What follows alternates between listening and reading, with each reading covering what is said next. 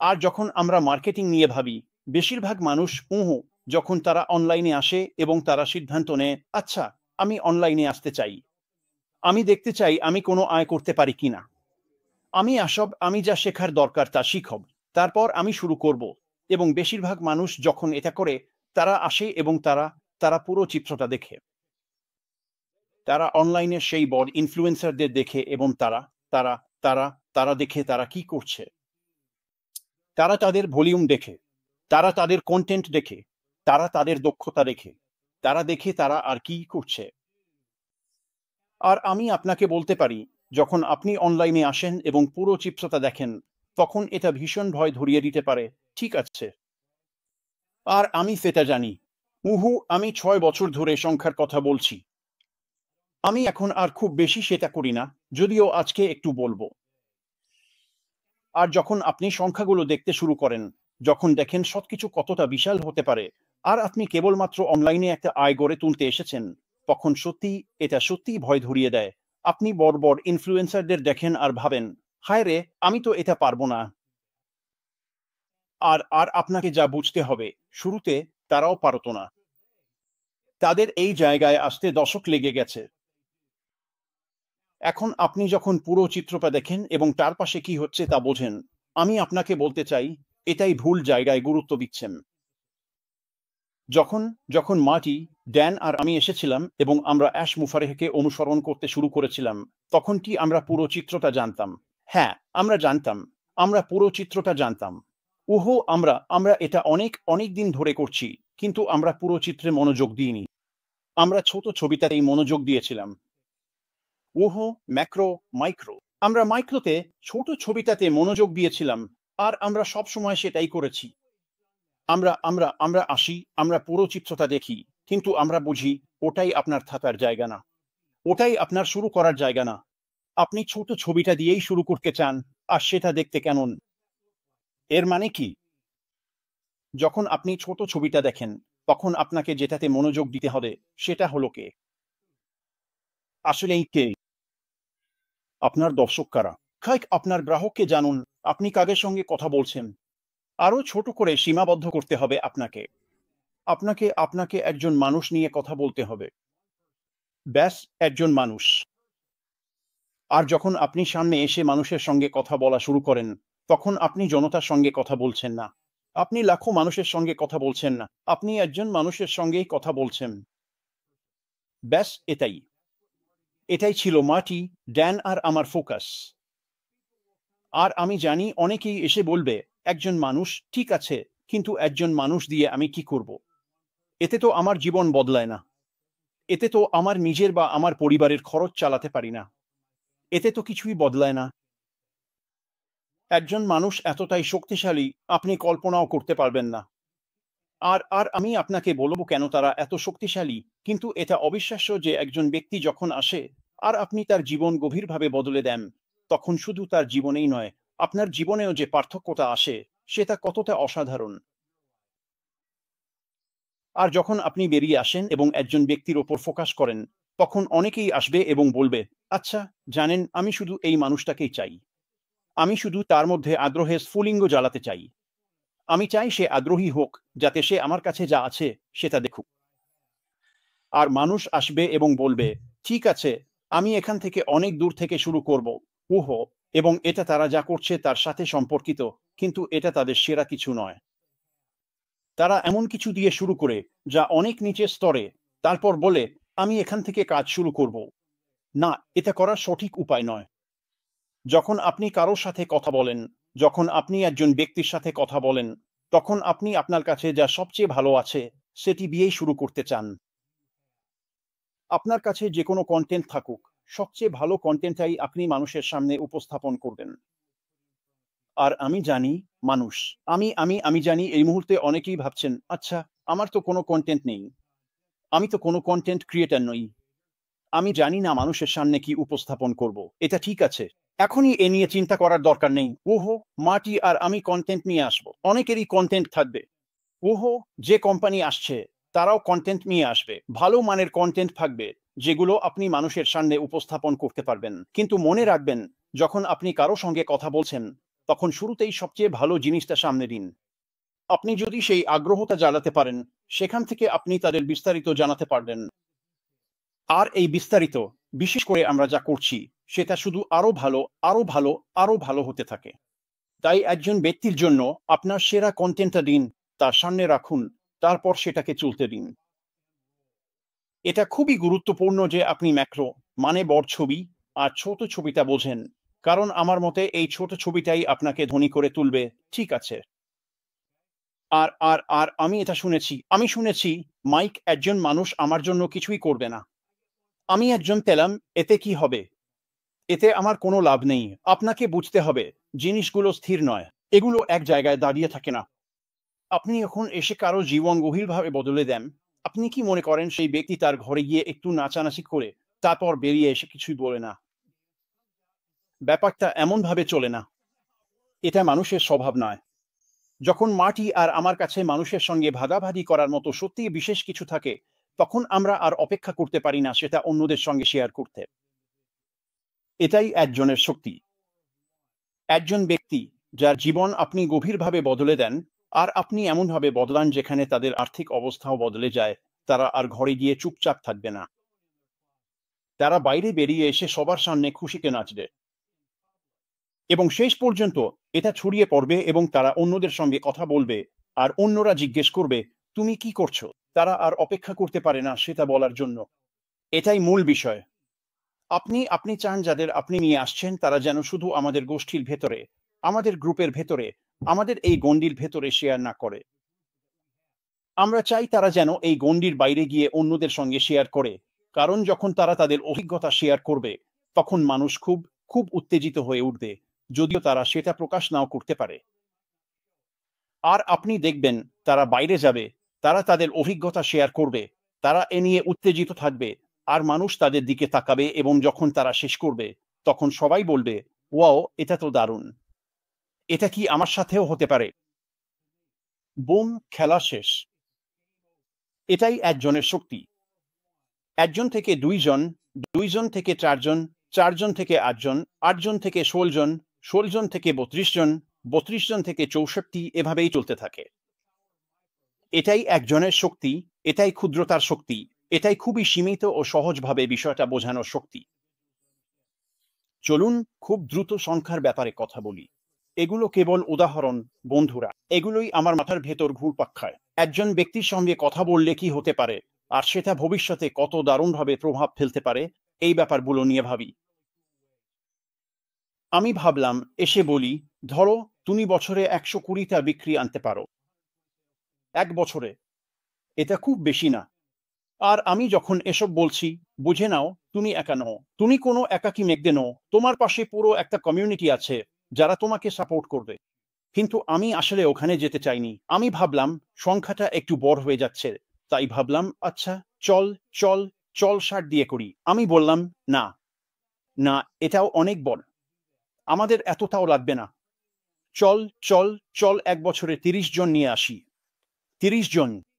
এটা একদমই কিছু না। এটা মাসে একটু বেশি হলে ২ জনের মতো। আর আবারও বলছি, তুমি একা নও। তুমি এটা করতে অনেক সাহায্য পাবে। কিন্তু যদি তুমি পারো, যদি তুমি ১ বছরে ৩০ জন নিয়ে আসতে পারো, মাসে ২ জনের একটু কম, তাহলে পুরো বছরের হিসেবে মোটামুটি $৮০০ রোজগার করতে পারবে। মোট হিসেবেই। এটা একটা বিক্রি, ভালো কমিশন পাওয়া।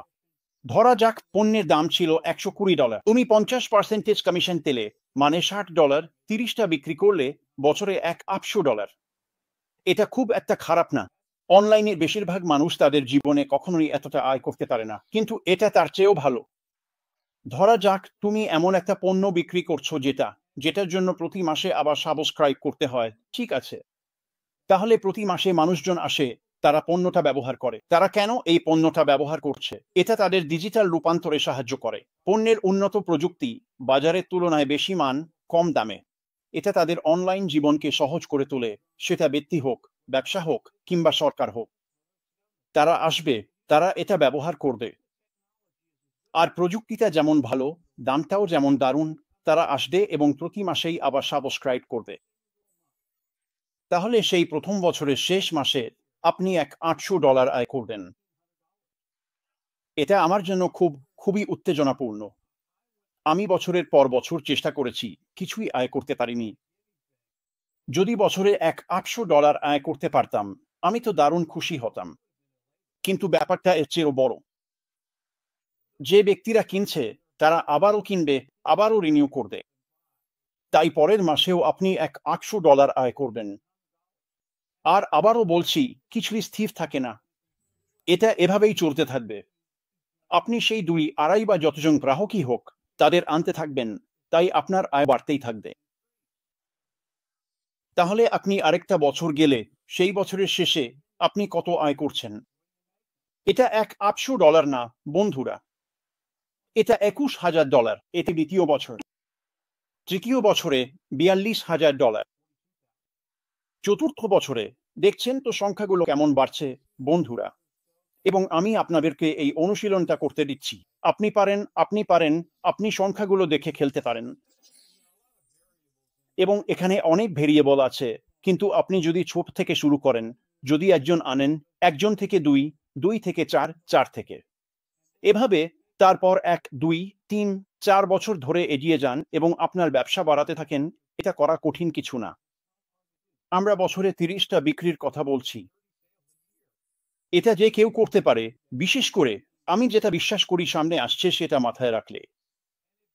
আর আপনি যদি এটা করেন, 5 বছরে পৌঁছানোর পর জানেন আপনার কি থাকবে? আপনার থাকবে স্বাধীনতা। আপনার থাকবে কি দারুণ সময় স্বাধীনতা আর মুক্তি নিয়ে কথা বলার জন্য। আমরা জয়ের 4 জুলাই শেষ করলাম। এটা 4 জুলাইয়ের উইকেন্ড। আর আমরা আমাদের স্বাধীনতা, মুক্তি আর স্বাধীনতা উদযাপন করছি।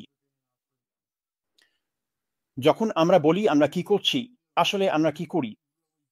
আমরা মানুষের জীবন বদলে দিই। আমরা মানুষকে দেখাই কিভাবে পয়েন্ট এ থেকে পয়েন্ট বিতে যেতে হয়। এভাবেই করতে হয়। বড় ছবি, ম্যাক্রোটা দেখার চেষ্টা করো না। ওটা তোমার মাথা ঘুরিয়ে দেবে। শেষ পর্যন্ত তুমি সেখানে যেতে পারবে, কিন্তু তখনই যাও যখন তুমি আর্থিকভাবে স্বাধীন। ম্যাক্রোতে থাকো, ছোট ছোট সংখ্যার সাথেই থাকো।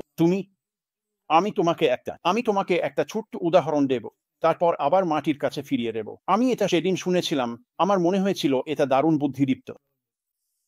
একজন ব্যক্তি আসে, সে একটা ভিডিও করে আর 50, 60, হয়তো 70টা ভিউ পায়। আর সে তার সাথে কাজ করা লোকটার কাছে যায়।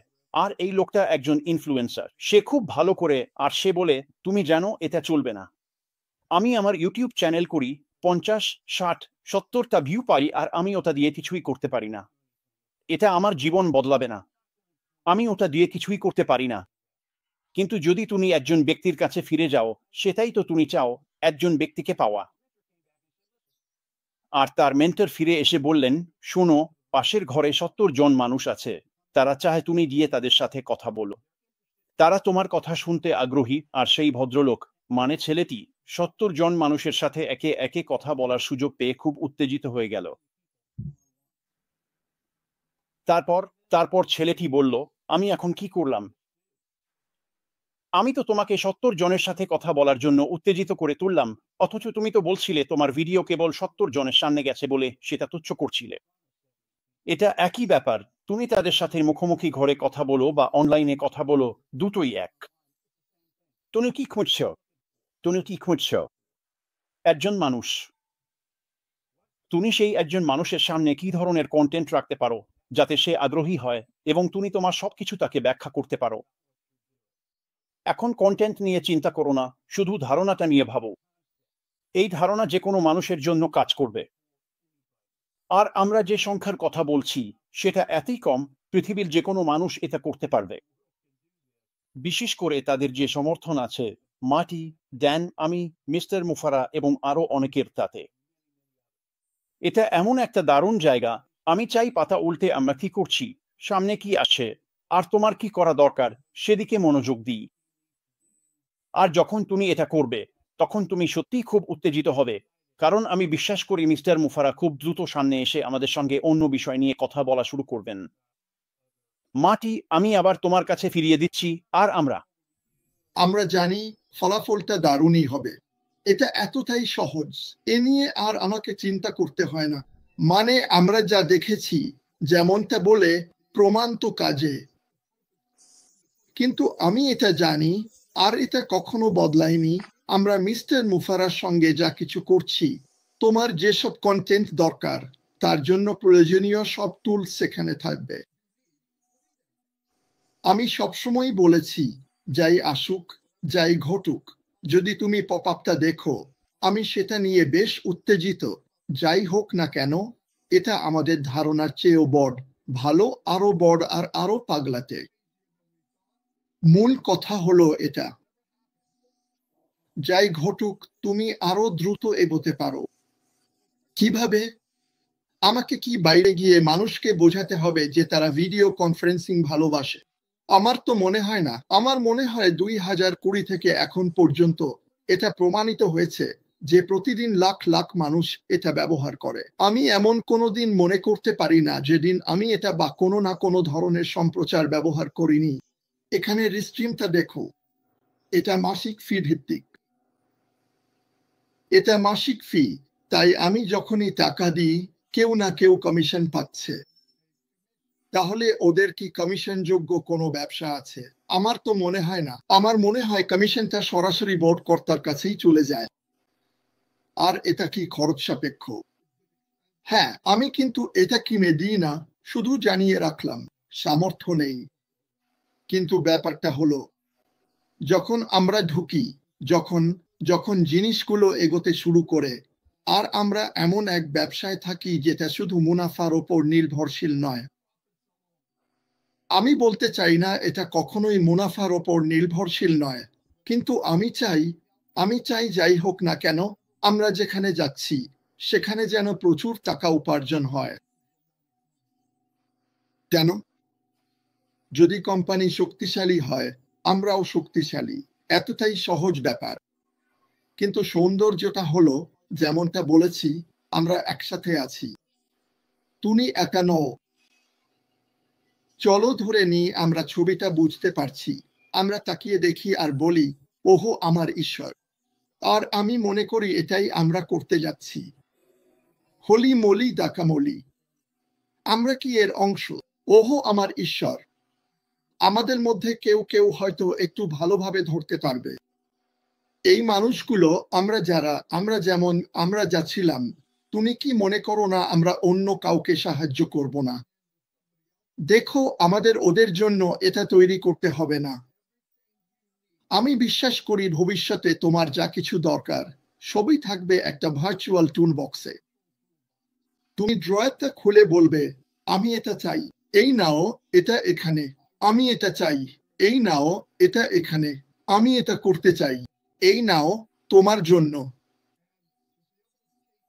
আর এই ধারণাটা মাথায় নিয়ে, শুধু এই কনসেপ্টটা নিয়ে আফ্রিকায় যাও, বিশেষ করে আমার ভাই বোনেরা যারা ওখান থেকে এসেছে, এবং এটা শেয়ার করো তাদের সঙ্গে, যারা পৃথিবীর সবচেয়ে শিক্ষিত মানুষের মধ্যে পড়ে। সমস্যা হলো, তাদের করার মতো কিছুই নেই। ওখানে ব্যবসা বাণিজ্য নেই। আমি চাই মানুষ সচেতন হোক। প্রথমত এআই, আমি মাটির সঙ্গে একমত। এটা আমাদের জন্য দারুণ একটা টুল হতে চলেছে, সৎ, পরিষ্কার এবং নৈতিক। কিন্তু আমাকে বলতে হবে, এবং এটা ঠিক গতকালই ঘটেছে, আমি একজন ভদ্রলোককে দেখলাম, তিনি একজন বড় ইনফ্লুয়েন্সার, এবং তিনি এসে একটা ইন্স্যুরেন্স কোম্পানির প্রচার করছিলেন। আর ওই বিশেষ ভিডিওটা 4 ঘন্টার মধ্যে 3 মিলিয়ন ভিউ পেয়েছিল।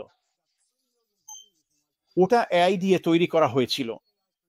আর আমি এটা বলছি কারণ, যদি আপনি অনলাইনে মৌফারাকে নিয়ে কিছু দেখেন, তাহলে খুব খুব সাবধান থাকুন, এবং মাটি বা অন্য কোনো নেতার সঙ্গে যোগাযোগ করুন, নিশ্চিত হতে যে এটা সত্যিই মৌফারা কিনা। কারণ এই ভিডিওটা, মানে আমিও বিশ্বাস করে ফেলেছিলাম। আমি ভেবেছিলাম এটাই সে একেবারে। এটাই এআই এর দক্ষতা কতটা ভালো তার প্রমাণ। এখন আমরা যা করছি সেটা সবসময় সৎ, পরিষ্কার এবং নৈতিক, সবসময় প্রতিবার। তাই আমি এটা নিয়ে চিন্তা করি না, কিন্তু আপনাকে খেয়াল রাখতে হবে, কারণ সেখানে এমন কিছু মানুষ আছে যারা একদম সৎ, পরিষ্কার বা নৈতিক নয়। তাই শুধু শুধু এটা মাথায় রাখবেন। শেষে আমি খুব দ্রুত একটা বিষয় নিয়ে কথা বলতে চাই। জানেন তো, মাটি, ড্যান আর আমরা অনলাইনে অনেক কিছু করেছি, আর আমরা সবসময় পরের নতুন কিছু নিয়ে খুব খুব উত্তেজিত হয়ে পড়তাম। আমরা কোনো কিছুর মধ্যে ঢুকে পড়তাম, ভাবতাম এটাই দুনিয়ার সেরা জিনিস, আমরা যা পারতাম সব করতাম, আর খুব অল্প সময়ের মধ্যেই বুঝে যেতাম এটা আসলে ঠিক সেইটা নয়। এটা আমাদের করতে ইচ্ছা করে না, এটা আমাদের চাওয়া মতো কিছু করে না। তাই এই সময়টাতে যখন মিস্টার মুফারা দ্বিতীয় ধাপের দিকে তাকাচ্ছেন এবং সেটা নিয়ে আসবেন, আমরা ভীষণভাবে উত্তেজিত। কিন্তু এটা শুধু এটুকুই নয়, কারণ আমরা প্রথম ধাপ সম্পর্কে জানি, আমরা শিখে নেওয়া পাঠগুলো জানি। আমরা জানি মিস্টার মুফারা কি করেছেন, এবং আমরা জানি মিস্টার মুফারা যখন সামনে আসবেন তখন সেটা আমাদের কল্পনার চেয়েও ভালো কিছু হবে। এটা প্রত্যাশার চেয়েও ভালো হবে। এটা এটা এটা এমন একটা সময় যখন নিজের জীবন এবং সামনে কি আসছে তা নিয়ে উত্তেজিত হওয়ার সুযোগ এবং সত্যি সত্যি ভালোভাবে নিজের জীবন বদলে নেওয়ার ক্ষমতা। তাই বুঝে নিন, মিস্টার মুফারার দর্শন বদলায়নি, তার দৃষ্টিভঙ্গি বদলায়নি, তার মনও বদলায়নি। তিনি আমাদের প্রত্যেককে সাহায্য করতে এখানে আছেন, এবং আমি বিশ্বাস করি খুব শিগগিরই তিনি এগুলো নিয়ে কথা বলবেন। উত্তেজিত হন, এটা বাস্তব হবে এবং মজারও হবে। মাটি যখন প্রস্তুত হবে তখনই হবে। আর আর আর আমি এটাও বিশ্বাস করি, যেমন অন্য সবকিছুর ক্ষেত্রেও করি, একদিন যখন আমরা গল্পটা জানব যেটা আমরা এখনো জানি না, তখন আমরা বলবো, ওহো, এখন তো সব পরিষ্কার, বুঝতেই পারছি কেন সেটা ঘটেছিল। আপনি বুঝতে পারছেন আমি কি বলতে চাই? তাই এই ফাঁকে উহো আমি চাই, নিজেকে গড়ে তুলুন, নিজেকে মানসিকভাবে প্রস্তুত করুন, এমনকি শারীরিকভাবেও। আমার জন্য উহো আসছে যেটা তার জন্য কারণ। আপনি যদি সাহায্য করতে প্রস্তুত না থাকেন তাহলে কাউকে সাহায্য করতে পারবেন না। আর আপনি কাউকে সাহায্য করতে পারবেন না যদি তারা বিশ্বাস না করে যে আপনার কিছু দেওয়ার আছে। আর আমাদের দেওয়ার মতো অনেক বড় কিছু আছে। বড বড বড বড